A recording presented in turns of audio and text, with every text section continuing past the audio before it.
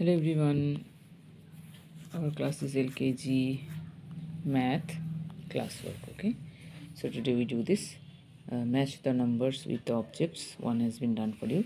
এখানে numbers দেওয়া আছে আর এখানে কি object দেওয়া আছে, জিনিস দেওয়া আছে, একটা করে দেওয়া আছে. Let's see, here is number 6 and here is how many apples? 1 2 3 4 5 6 apples. So you have to match it like this. Now this is number 7 and now count 1 2 3 4 5 6 7 cakes. So 7 7. Okay, now this is number 8. So you have to count 1 2 3 4 5 6 7 8 9 10. This is not 1 2 3 4 5 6 7 8. So here is 8 and you have to match 8 with 8. Okay, now this is number 9. You have to count 1 2 3 4 5 6 7 8 9. So you have to match number 9 ice creams. Okay, now this is 1 0 10. So how many leaves here?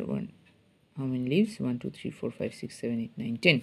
10 leaves are here, so you have to match 10 with leaves. Okay, like this you have to do. Thank you.